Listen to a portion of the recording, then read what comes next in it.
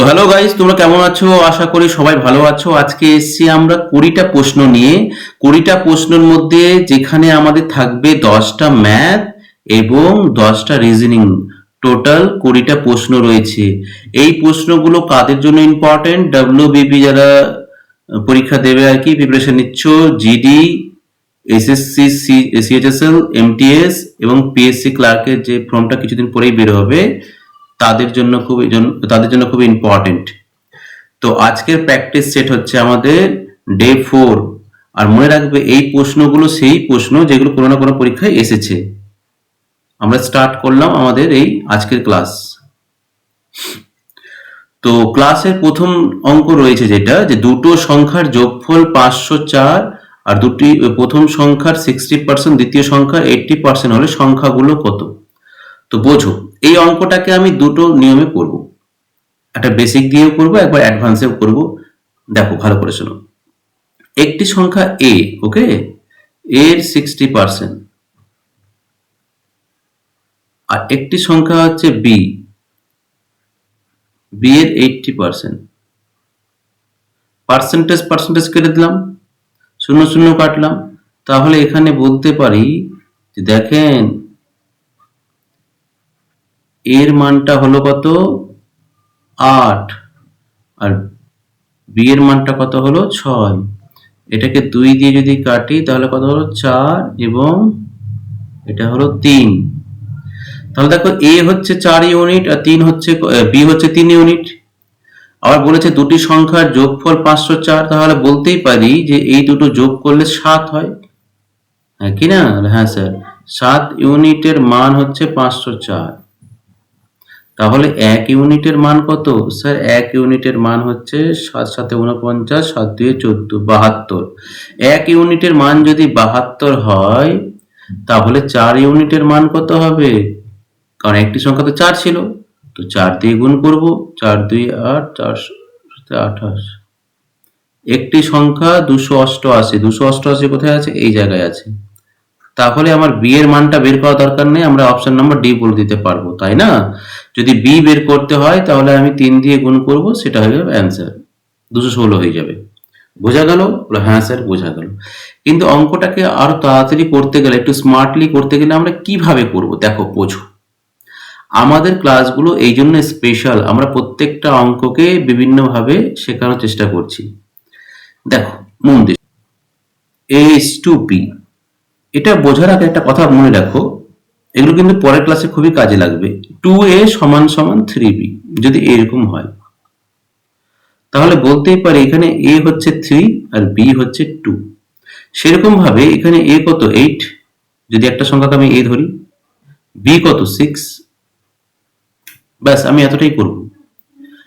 এবার স্যার এর যেটা মান আসবে সেই মানটাকে অবশ্যই আমি 8 দিয়ে তো ভাগ করতেই পারবো, তাই না? আর বি এর মানটাকে আমি কত দিয়ে ভাগ করতে পারবো? 6 দিয়ে ভাগ করতে পারবো। দেখো এর মান 8, এটাকে তো 8 দিয়ে ভাগ করা যায় না, তাহলে এটা অপশনে হবেই না। বুঝতে পারলো? তুমি বললো স্যার দেখেন, এই সংখ্যাটা তো 8 দিয়ে ভাগ যায় কি, বলো দেখি? যায়, অবশ্যই যায়। এই সংখ্যাটা 8 দিয়ে ভাগ যায়, তবে এটা কি 3 দিয়ে ভাগ যায়? এটা 3 দিয়ে ভাগ যায় না, সরি 6 দিয়ে ভাগ যায়। 6 দিয়ে ভাগ যায় না, 3 দিয়েও যায় না। এটা 3, আমরা এইটুকুটা দেখবো। এটা 8 দিয়ে ভাগ যায় বলো? হ্যাঁ স্যার, এটা 8 দিয়ে 24, 6 8 দিয়ে যাবে না। এই একমাত্র অপশন রয়েছে যেটা 8 দিয়েও ভাগ যাবে, আবার এটা 6 দিয়ে ভাগ যাবে। ঠিক আছে, বোঝাতে পারলাম? হ্যাঁ স্যার বুঝতে পারলাম। আস্তে আস্তে করো, নিজে দেখবে সেন্স একটা ডেভেলপ হবে, বুঝতে পারবে। নেক্সট 2 নম্বর, একটি দোকানদার একটি পণ্য 20% ছাড় দিয়ে বিক্রি করে 25% লাভ করলো। যদি বিক্রয় মূল্য 480 টাকা হয় তবে ক্রয় মূল্য কত? একটি দোকানদার কি করছে দেখো, 20% ছাড় দিচ্ছে, আবার বিক্রি করে 25% লাভ করলো। যদি বিক্রয় মূল্য 480 হয় তবে ক্রয় মূল্য কত? দেখো ছাড় কার উপরে দেয়, আগে অঙ্কটা বোঝো। ধরে না একটা বই আছে, তো বইটার উপর একটা দাম লেখা আছে, কিছু দাম লেখা আছে যে 500 টাকা। তারপর ওটাকে বলা হয় মার্ক প্রাইস। এবার দোকানদার বলল ঠিক আছে, কিছু পার্সেন্ট ছাড় দিল, ছাড় দিয়ে সে বিক্রি করলো 480 টাকায়। তো সেটাকে বলা হয় সেলিং প্রাইস। ঠিক আছে, এভাবে বুঝতে হবে ব্যাপারগুলোকে। এবার অঙ্কটা আমরা শুরু করছি, বোঝো ভালো করে। দেখো, একটা হয় মার্ক প্রাইস, একটা হয় সেলিং প্রাইস, একটা হয় কস্ট প্রাইস। তো 20% ছাড় দিচ্ছে, 20% ফ্র্যাকশন হয় 1/5, মানে 5 টাকা যদি দাম থাকতো স্যার, তাহলে 1 টাকা ছাড় দিয়ে সেটা বিক্রি করেছে 4 টাকায়। বোঝা গেল? হ্যাঁ স্যার, বোঝা গেল। আবার 25% লাভ করেছে, 25%, ফ্র্যাকশন হয় 1/4, মানে 4 টাকা যদি দাম হতো তো 1 টাকা লাভে বিক্রি করেছে, লাভে। তাহলে ক টাকায় বিক্রি করবে? 5 টাকায়। ঠিক আছে, ঠিক আছে স্যার। তো এটাকে, এই যে সেলিং প্রাইসটাকে এক করতে গেলে এই 5 দিয়ে এই উপরে সবটাকে গুণ করতে হবে। তো এটা কত হবে? 25, 20, আর এই 4 দিয়ে এটা গুণ করতে হবে 16। হ্যাঁ স্যার, বুঝতে পারলাম। এখানে কার মান দেওয়া আছে? বিক্রয় মূল্য 480। তো বিক্রয় মূল্য কত ইউনিট? 20। 20 ইউনিটের মান হচ্ছে 480। বলো হ্যাঁ কি না? বলো হ্যাঁ স্যার, ঠিক বলেছেন। কার মান বের করতে হবে? ক্রয় মূল্য। ক্রয় মূল্য মানে 16। তো আমি যদি এখান থেকে একের মান বের করি তাহলে কত হবে? 0 0 কেটে গেল 24। আর আমাকে বের করতে হবে 16। হ্যাঁ কি না? বলে হ্যাঁ স্যার, 16। তো 16 4-এ কত হয়? 16 4-এ 64। তো একটাই অ্যান্সার আছে যার পিছন দিকে 4 রয়েছে, তো এটা সম্পূর্ণ গুণ করা দরকার নেই, 384। যদি প্রত্যেকটা অঙ্ক ভালো করে শেখো, আমি আস্তে আস্তে করাচ্ছি, তাহলে অনেক কিছু বুঝতে পারবে। বোঝা গেল? বলে হ্যাঁ স্যার, বোঝা গেল। কোনো সমস্যা না? ঠিক আছে, ক্রয় মূল্য আমাদের বেরিয়ে গেল। নেক্সট,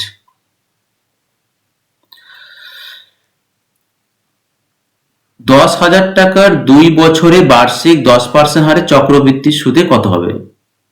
তো চক্রবৃদ্ধি সুদের এই অঙ্কটাকে আমি 3টে টাইপে করে দিতে পারি। ভালো করে বোঝো। 10%, 10% মানে হচ্ছে ফ্র্যাকশনে 1/10। মানে তুমি আমাকে 10 টাকা দিলে 1 টাকা সুদ, তাহলে কত হলো? 11। হলো কি না? বলে হ্যাঁ স্যার, হলো। এবার 2 বছর বলেছে, 2 বছর বললে এই 10 আর 10-এ কত হয়? 100। আর 11 11 গুণ করলে কত হয়? 121। 2 বছর বললে এই সংখ্যাগুলোকে 2 বার করে গুণ করবে। এটা হচ্ছে আসল। তো আসলের ইউনিট হচ্ছে 100, যার মান হচ্ছে এত। 100 ইউনিটের মান হচ্ছে এত। আমাকে বের করতে হবে 121 ইউনিটের। বলে স্যার দেখেন, এদিকে দুটো শূন্য দুটো শূন্য কেটে দিন। আর 121 ইউনিটের মান যদি বের করতে হয়, 121 এই পাশেও লিখবো, আর দুটো শূন্য দ্বিগুণ করে দিলাম। তাহলে অ্যান্সার হলো এটা। কত নম্বর? বি নম্বর। বোঝা গেল? বলে হ্যাঁ স্যার, বোঝা গেল। এই অঙ্কগুলোকে আমি আরো অনেক নিয়মে করতে পারি, কিন্তু পরের ক্লাসে করাবো।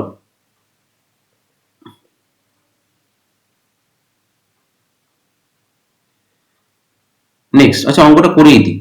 আরেকটা নিয়ম আছে, ভালো করে শোনো। চক্রবৃদ্ধি হারে তুমি 1 বছরে 10% নিচ্ছ, তাহলে 2 বছরে কত নিবে বলো তো? 2 বছরে নিবা 21%। স্যার কি করে বের করলেন এটা? 10 আর 10 20 হলো, 10-এর আবার 10% বের করলে 1 হয়, 21%। তাহলে আমি কি করব? আমি করব 10,000 টাকা, এগুলো কিন্তু লেখার দরকার নেই, আমি বোঝাচ্ছি বলে লিখছি। 21% বের করলে কত হয় বলো? পার্সেন্টেজে দুটো শূন্য কেটে গেল, এত। তো 2100, তুমি আমাকে 10,000 টাকা ধার দিয়েছিলে আর সুদ হয়ে গেল 2100, তাহলে কত হলো? 12,100। ব্যাস, এটাই তো। হ্যাঁ, হ্যাঁ স্যার, এটা। দুটি পাইপ একসাথে ট্যাঙ্ক 6 ঘন্টায় ভর্তি করে। একটি পাইপ একাই 10 ঘন্টায় ভর্তি করলে অন্য পাইপটি কত হবে? একটা ট্যাঙ্ক আছে, দুটো পাইপ আছে। একটা ট্যাঙ্ক আছে, দুটো পাইপ। ধরে নাও ট্যাঙ্ক, আর দুটি পাইপ আছে, এখানে একটা পাইপ, এখানে একটা পাইপ। তো একটা পাইপ হচ্ছে এ ধরে নিলাম, এ আর বি দুটো পাইপকে যদি আমি খুলে দিই, তাহলে 6 ঘন্টায় এই পুরো ট্যাঙ্কটাতে জল ভরে দেবে। ঠিক আছে। একটি পাইপ আমি ধরেছি এ, এ বলছে যে আমি যদি একা খোলা থাকি তাহলে আমি 10 ঘন্টায় ভরে দেব। তুমি বলছো যে না আমি বি পাইপটা দিয়ে জল ভরবো, তাহলে সে কতক্ষণ টাইম নেবে? তাহলে এটা লসাগু করতে হয়, লসাগু করলে কত হবে? লসাগু করলে হচ্ছে 30, 30 ইউনিট জল এখানটায় থাকে। তো 30 কে 6 দিয়ে ভাগ করলে কত হয়? 5। তাহলে এ আর বি এর এফিসিয়েন্সি হচ্ছে 5, এর এফিসিয়েন্সি কত? 3। যদি এর এফিসিয়েন্সি 3 হয় তাহলে তো অবশ্যই বলতে পারি 2 এর এফিসিয়েন্সি হচ্ছে, সরি, বি এর এফিসিয়েন্সি 2, মানে বি এর শক্তি 2। তো 30 ইউনিট জল ভরতে হবে 2 এফিসিয়েন্সি নিয়ে, তাহলে কতক্ষণ সময় লাগবে? 15 ঘন্টা। বোঝা গেল? হ্যাঁ স্যার, বোঝা গেল। ঠিক আছে, ঠিক। নেক্সট, একটি সংখ্যার 75-এর থেকে 18 বেশি সংখ্যাটি কত? একটি সংখ্যার 75-এর থেকে, সরি, একটি সংখ্যার 75% থেকে 18 বেশি, তাহলে সংখ্যাটি কত?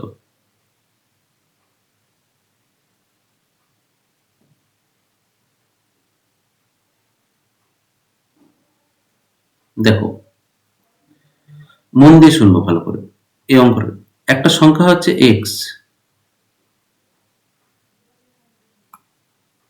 একটা সংখ্যা, কি হলো, একটা সংখ্যা হচ্ছে এক্স, এর 75%, এর যদি 75% আমি বের করি, যেটা হবে সংখ্যাটা 18 বেশি। কোন সংখ্যাটা? এক্স, এক্স কি হচ্ছে 18 বেশি। তার মানে 18, এই 75% 18 যোগ করলে নিশ্চয়ই এক্স পাওয়া যাবে। তো 75% ফ্র্যাকশন কত হয়? 3/4। একদম বেসিক দিয়ে বোঝাচ্ছি। এটা প্লাস, ওপাশে গেলে মাইনাস হয়, যদি বিয়োগ করি তাহলে কত হবে? 1/4x is equal to 18। এই 4 ভাগ ওপাশে গেলে গুণ কত হবে? 18 4-এ কত হয়? 18 4-এ 72। কত হয়? 72। এটা একটা নিয়ম। বোঝা গেল? অনেকে এটা বুঝতে পারবে না যে স্যার এটা কি হলো, এখান থেকে কি হবে? এটা আসলে এটা প্লাস, মনে রাখবো ওপাশে গেলে হয় মাইনাস, তাহলে এটা মাইনাস এইভাবে করতে হয়। 4 কে 4, 4টা এক্স, 4টা এক্স থেকে 3টে এক্স গেলে 1/4। ঠিক আছে? হ্যাঁ স্যার, বোঝা গেল। তো এই অঙ্কটাকে অ্যাডভান্সে কিভাবে করব সেটা ভালো করে বোঝো, এবার মন দিয়ে শোনো সবাই, মন দিয়ে শোনো।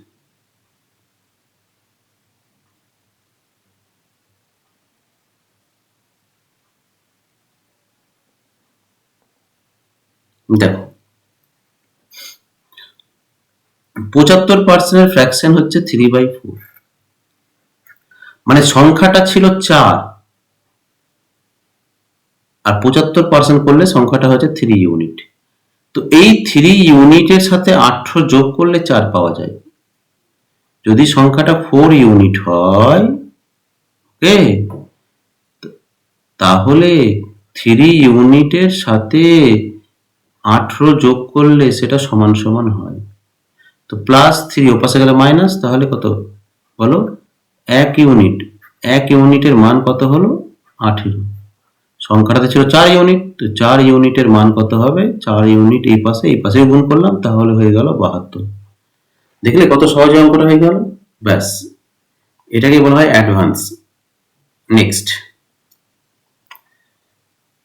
একটি পণ্যের ক্রয় মূল্যের উপর 10% ক্ষতি হলে যদি বিক্রয় মূল্য এত হয় তাহলে ক্রয় মূল্য কত?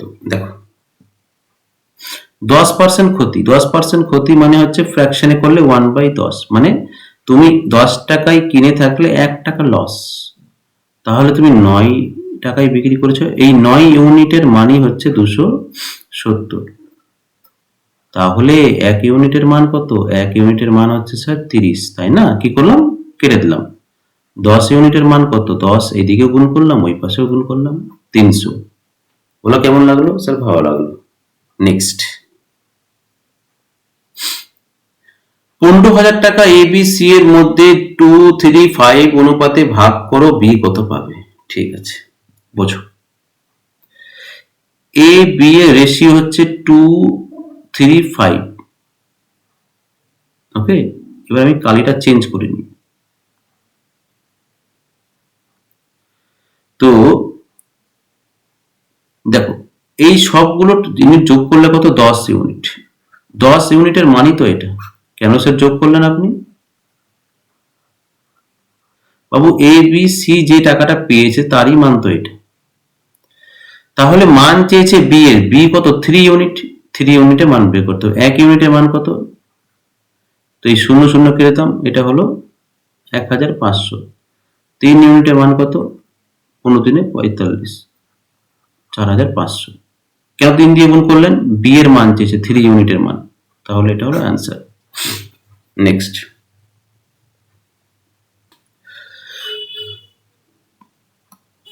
একটি ট্রেন 48 কিমি/ঘন্টা বেগে 50 মিনিটে একটি দূরত্ব অতিক্রম করে, তাহলে তার দূরত্ব কত? তো মনে রাখবে, দূরত্ব বের করতে গেলে যেটা সূত্র হয় স্পিড ইনটু টাইম। কি বললাম বলো? Speed into time. বলো কি বললাম? Speed into time. স্পিড কত? 48 কিমি/আওয়ার। টাইম কত? 50 মিনিট। মিনিটকে যদি ঘন্টায় নিয়ে যাই তাহলে 60 দিয়ে ভাগ, শূন্য শূন্য কেটে দিলাম। 6 × 6 = 6 × 8 = 48, তাহলে হয়ে গেল 8×5 = 40। তাহলে ডিস্টেন্স কত? 40 কিমি। বোঝা গেল? বলে হ্যাঁ স্যার। মনে রাখবে দূরত্ব সমান সমান স্পিড ইনটু টাইম। নেক্সট,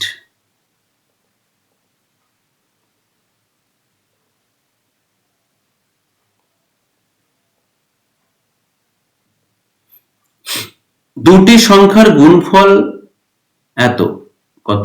2700। লসাগু এত, সংখ্যাগুলো কি কি? কালকের অফলাইন ক্লাসে আমি এটাই শিখিয়েছিলাম, তাই না? যারা ক্লাস করেছো বুঝতে পারবে। দুটি সংখ্যার গুণফল এত। দেখো অঙ্কটাকে আমি ভালো করে বোঝাচ্ছি। ধরে নাও একটা সংখ্যা হচ্ছে এ, তাদের অনুপাত নিলাম, সংখ্যা না অনুপাত, আর একটা হচ্ছে বি, a/b। যদি সংখ্যাটার সাথে গসাগু গুণ করি তাহলে সংখ্যাটা পাওয়া যায়। মানে গসাগু যদি 30 হয়, গসাগু 30, একটু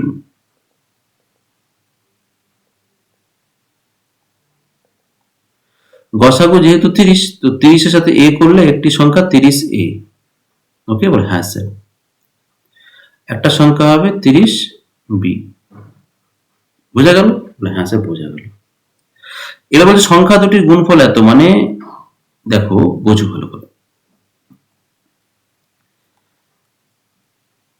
যদি আমি 30a আর 30b যদি গুণ করি, মানে সংখ্যা দুটির গুণফলই হচ্ছে এটা 2700। ওকে, বলে হ্যাঁ স্যার। তো 3×3 = 9, 9×3 = 27, এটা আর দুটো শূন্য কেটে দিলাম। তাহলে এ বি সমান সমান 3। তো বলো তো এমন কোন দুটো সংখ্যা আছে যেটা গুণ করলে 3 হয়? তাহলে স্যার দেখেন, একটা হবে 3, একটা হবে 1, 3 × 1। তাহলে এখানে বুঝতে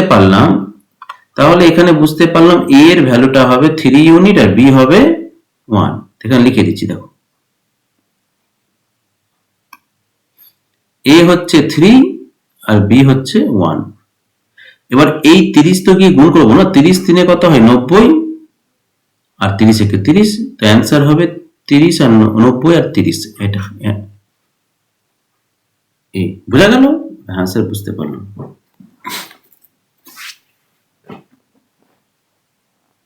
বুঝতে পারলে সবাই? বলে হ্যাঁ স্যার বুঝতে পারলাম। নেক্সট,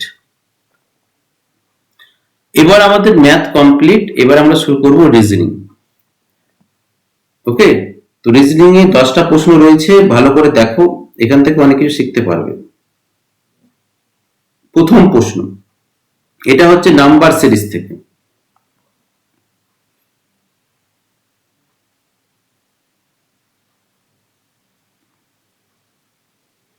তো প্রথম প্রশ্ন আমরা শুরু করি। দেখো এখানে 3, 8, 15, 24, 35 রয়েছে, পরের সংখ্যাটা কত হবে? তো দেখতে হবে 3 থেকে 8 যদি বেড়ে যায় তো কত হলো? 5। 8 থেকে 15 হলো কত বাড়লো? 7।